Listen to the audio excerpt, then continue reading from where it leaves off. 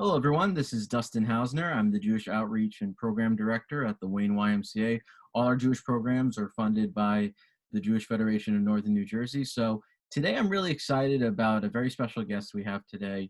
He is the director of the Jewish Publication Society, which is over 125 years old. It is Rabbi Barry Schwartz. Rabbi, it is a pleasure to have you here today. Thank you, Dustin. I'm very glad to be here. Excellent. So I guess let's start with something very simple. For those who are unfamiliar with the Jewish Publication Society, can you please, tell us what it is? Dustin, I believe that the Jewish Publication Society, referred to universally as JPS, is one of the best kept secrets in the Jewish community for the last 130 years. We are the oldest not-for-profit Jewish publisher in the United States. We have our roots pre-Civil War, the first Jewish Publication Society founded in 1845 by Isaac Leeser in Philadelphia, and we have always maintained a Philadelphia presence. Our mission has remained the same.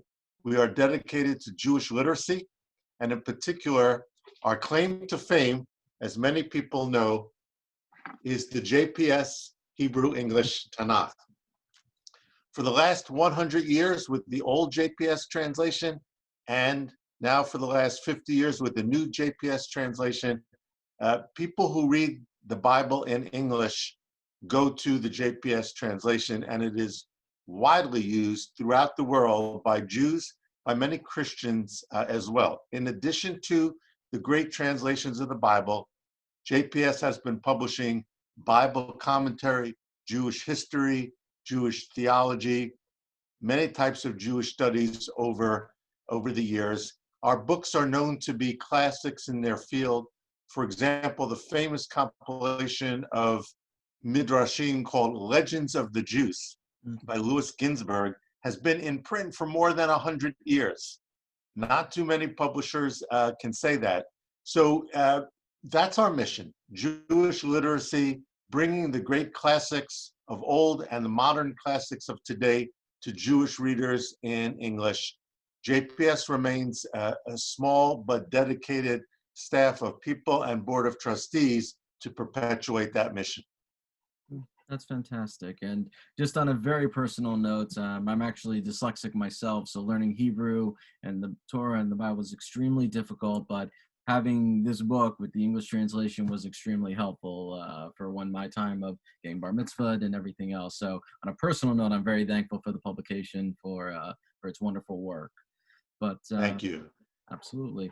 So I'm curious, because as you mentioned, you have these books and you have a number of other books. I was wondering if you could talk a little bit about the variety of your publication, and also how do you decide what gets published? Because obviously Jewish literature, it can go in a million different directions with different writings. So I would love to know a little bit more about the process. The special niche of JPS is what we call accessible academic. We publish books of academic integrity for serious people, for serious learners, but that are accessible not just to fellow academics, but to the wide reading public at large. So if we come across a book that we feel is a worthy contribution to Jewish scholarship, and we feel it is written in the style of accessible academic or popular academic, that is a book that we will publish. So recently, we finished a 20-year project. We take on projects that nobody else will take on because we're not for profit, we're mission driven, and we have wonderful donors. We translated the entire Mikrot Gedolot, the great medieval commentary. One man named Michael Karasik did this over a 20-year period for each book of the Torah, the corpus of medieval commentary known as Mikrot Gedolot. That's an example of a classic JPS project. But just to give you an example of something a little bit different, one of our most recent books, a Jewish history book, is called The Jews Should Keep Quiet, about FDR and Stephen S. Wise and the Holocaust. Interesting. By the historian Rafi Medoff. new revelations about the relationship of FDR and Stephen Wise and how they concealed much information about what was happening in the Holocaust for political reasons. So there's an example of a historical book. We also publish books in spirituality. Two of our newest books is a 2-volume set on the new Hasidism, about neo-Hasidic thought and what is called Jewish renewal today, by a distinguished group of individuals, who are continuing the legacy of Abraham Heschel, for example. We recently published previously untranslated work of Abraham Heschel. We had a hand in publishing all of his classics several decades ago. So Jewish thought, Jewish history, Bible translation, Bible commentary, that's at the heart of what JPS does. Wow. No, I mean, it sounds incredible. And I'm curious because that's a heck of a variety in itself, talking about the American history of it, while talking about world history, while talking about also the more philosophical, structural changes Judaism has gone throughout time. You mentioned obviously the Hasidim movement. So I'm curious for like publication purposes, because it sounds like you pride yourselves on high quality of who writes for you and how it's published. So do people go through a rigorous process to go to you and say, I have a book, or do you search that? What is the process necessarily for anyone who maybe has scholarly work that they're curious about? What that's a good question, Dustin, because on the one hand, like academic publishers, we have a rather rigorous protocol for a manuscript to be accepted. In the academic world, there's something called peer review. And so every book has to be approved by at least 2 experts in the field. If we like the book, they need to critique the book and make sure it's worthy of publication. So we go through with our partner press, the University of Nebraska Press. We've been in a partnership with them. They do our distribution and our printing for the last 8 years. We go through an academic review process with each book that we publish. On the other hand, I will tell you that I also, as the editor-in-chief, which is part of my responsibility as director, and besides the administrative, the CEO part, I also go out and solicit books for various series that we are completed by individuals that I know have great promise, to see if they are interested in contributing to various series of books. We have a series of books called Anthologies of Modern Jewish Thought. We have another series on daily inspiration, a third series that has to do with study Bible, a fourth series on essential concepts in Judaism. So I look at a master plan that we've developed and I see what needs to be filled, and I go out and actually commission, solicit manuscripts, as well as receiving unsolicited manuscripts as well. So that's the part of the job that I love. I love being able to talk to authors and prospective authors. Who writes for JPS? Primarily 2 groups of people: academics, Judaic studies professors on the one hand, and rabbis. Rabbis are some of the best teachers in the community. They're some of the best writers. They're busy people, I know. I've been a pulpit rabbi for 35 years, but I try to encourage my colleagues to consider writing, because then you expand your classroom from your synagogue to the entire world. Oh, well, that's fantastic. And obviously, as mentioned in the beginning, you yourself are a rabbi. If I may inquire, are you a rabbi in the area, and what do you have your own writings as well? Thank you for asking. It gives me an opportunity for a little bit of self-promotion. Please. I hope that the audience will engage me in that. Dustin, I have been a pulpit rabbi, as I said, for 35 years. I was ordained in 1985 from the Hebrew Union College in New York, the seminary of the Reform movement, and I have maintained a pulpit presence my entire career. Now, 10 years ago, July, when I became head of JPS, I stepped down from a very large pulpit, and I took just a small part-time pulpit to supplement and to keep myself in the pulpit world, because I love being a congregational rabbi. I also love JPS, and I have loved JPS since I was a kid. So that was a dream come true. So I have a wonderful little congregation part-time on the weekends here in northern New Jersey, in Leonia, Okay.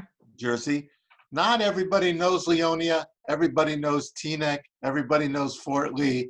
In between those two towns is the lovely town of Leonia. And do you know that next year, Congregation Adesimuno in Leonia, which originated in Hoboken, Okay. will be celebrating its 150th anniversary. Oh, Mazel Tov. That is It, wonderful. thank you. It was founded in 1871. So I serve a congregation that is turning 150, and I serve a publication society that is 132 years old. So that's a lot of history between those two institutions.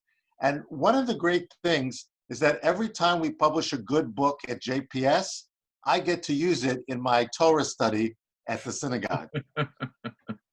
Oh, that sounds fantastic, and obviously, congratulations to your synagogue for its upcoming birthday, and of Thank course. you. So let's jump back a little bit to JPS. So you were mentioning a little bit about some of the different things coming out. I'm curious if there's anything in the realm of Judaism that you either won't publish, or there's something that's been kind of an area that you would like to do more publications for, because as you had mentioned, there's a good amount of it that's like Jewish educational material, things that was written by rabbis and academics. So I'm curious if there's anything down in the pike, or if there's something you're looking towards for the future. That's an interesting question as well, Dustin. And I wish that we could publish everything worthy that crosses my desk. But we have to be selective, and we have to stay very close to our key mission. So I'll give you an example of a genre that we don't publish in, that I get many manuscripts, and it tugs at my heart, and that's Holocaust memoirs. Okay. Uh, many Holocaust survivors later in life now, are putting their experiences on paper, and they submit it to JPS, and we have to write diplomatic notes that we don't publish personal memoir, personal autobiographical stories. We publish many rabbis' academic work, but we don't publish sermons per se, as much as I'm interested in sermons. Sure. And we used to publish in children's and young adult literature. But again, we've become a little bit more specialized, so we no longer publish in those genres or poetry as well. So the world of Jewish fiction and poetry and memoirs, those are areas where I have to direct people to other publishers. So is it because obviously you're mentioning that your focus area is mainly nonfiction versus the fictional area? Is part of the challenge of doing, let's say, a memoir or a sermon, is it's much harder to academically look up the information, look up the facts, where it's someone's experience? Is that part of the reasoning behind it, is because there's a challenge there of going through it academically, or just out of curiosity? No, that's not really it, Dustin. Let me be honest. There's really two factors here. The first is we need to publish to our core market. And who is it that really buys JPS books? Mm-hmm. It is rabbis, and it is academics, not just for their own edification, but for teaching purposes. This is where they will buy quantities of books, from the Bible to our commentaries. So we aim for books that will be very effective for adult education, Mm-hmm. and for undergraduate instruction in universities. Okay. So you can understand why some of these other genres are not necessarily appropriate for that. They may be worthy books, but they're not going to be bought en masse. And here's the second thing. Please. Publishing is a challenging field economically, and it's gone through so many changes in recent decades and recent years. So we have to look at the markability of the book, And that's why we need to select books that go to our core clientele. And occasionally, we will have a project where we'll say, this is so important, so worthy, even though we don't expect that much in the way of sales, we are dedicated to publishing this book. And then it will be my job to go out and find a donor to make that book possible. And all of our major projects that have special costs involved have had generous donors to JPS over the years. Interesting. So, well, obviously, thank goodness for such wonderful donors who are able to make these things possible. So let me go into, actually, because you mentioned it, the challenge of, publishing, just being able to get the manuscript done, get it obviously off the, the wherever it's held in stock to the place. Unfortunately, we have the coronavirus right now, to say the very least. I'm curious, has any of that impacted, your work? Because in one sense, it's so active because it has to go to stores like Barnes & Noble, to academic centers, that sort of thing. But at the same time, I know you also have your own website where people do purchases. So I'm curious to see if that's impacted your work at this time. It has, Dustin. In terms of our editorial work, that is all online, and that is proceeding rather normally and smoothly. But I can tell you that sales have plummeted during this pandemic. And why is that? Mostly it's because of supply chain issues, with printers being shut down and distributors being shut down, and online distributors like Amazon giving priority to other orders. We've been hit hard by that. JPS, I will also tell you, depends on an endowment, on investment income. That has been hurt as well. The good thing for JPS is that the books that we sell, like the Bible and the commentaries, these are considered classics by people. And even though we also face the issue of people reading less or accessing information online, if you ask rabbis, if you ask professors, you ask dedicated Federation leaders about their core Jewish library that they want to have in hard copy, like a copy of the Bible, or the Eitz Chaim if you're in the conservative movement, the Plough commentary in the Reform movement. These are books they want to own. They all are published by JPS or by license used JPS translation. And so therefore, we have a core constituency that continues to buy JPS. So I'm hoping after the pandemic eases up, our supply chain and our printing process will return to normal and our sales will rebound. Well, obviously, I, of course, wish only the best, and it's hard for me to imagine, literature, Jewish literature without JPS, to be honest. It's very difficult. Thank you. I wish that everybody had the same view. And the thing is, many people read the Bible, the Torah, whether it's at home, in the synagogue, what have you. They don't even realize that they're reading the JPS translation. That's okay. We're still fulfilling our mission. And I also want to mention, for example, I'll just show you. Please. This is one of the most successful books in the Christian world, called the Jewish Study Bible. And at the bottom it says, featuring the Jewish Publication Society Tanakh translation. So this Jewish Study Bible is used by Christian ministers and Christian academics all over the world. They may not even realize, although often they do, that they're using a Jewish translation of the Bible with Jewish commentary as well. So here's an example, this one book, of how we reach out to Christians and to academics of all persuasions all over the world. Interesting. No, I honestly had no idea. Let me, this is more of a self-indulgent question, but I am quite curious.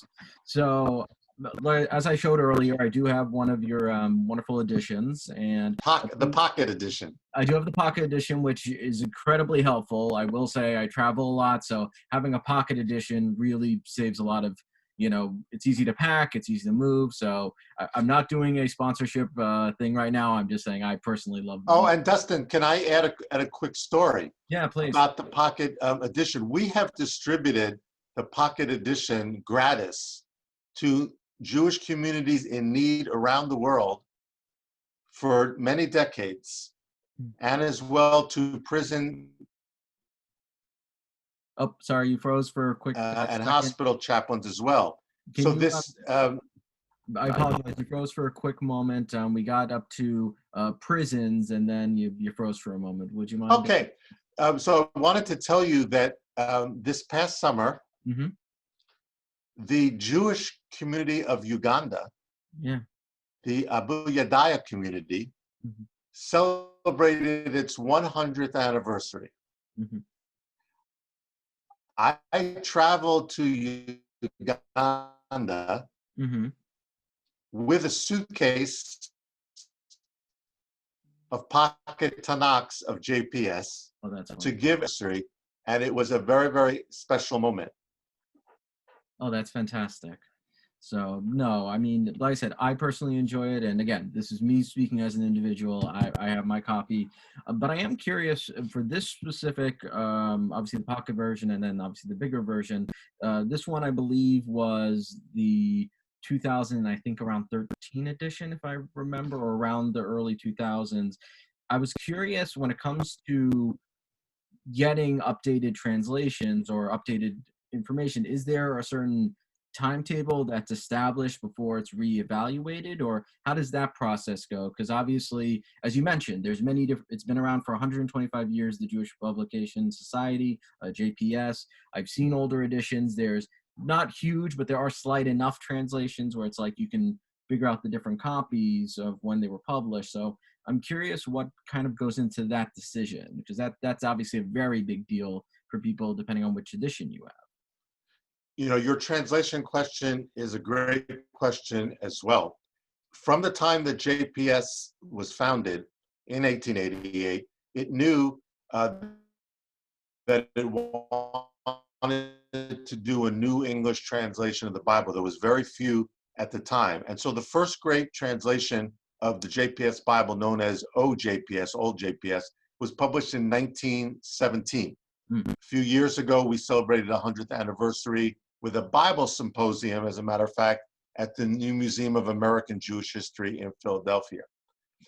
That served the community very, very well. It was closely related to the King James translation and had some of that antiquated English in it. Okay. In the late 1950s, actually, my professor of Bible, Harry Orlinsky, blessed memory, from Union College, headed up a team to give a whole new translation in modern idiomatic English. The first part, the Torah, was finished in the 1960s. The second part in the 70s, the prophets. The third part, the writings, in the 80s. And the Hebrew English edition dates from 1985. So the translation that is used everywhere today essentially was completed in 1985. Okay. Do we need a new translation today? I believe the answer is yes. We've come such a long way in academic understanding of gender-sensitive language, Yeah.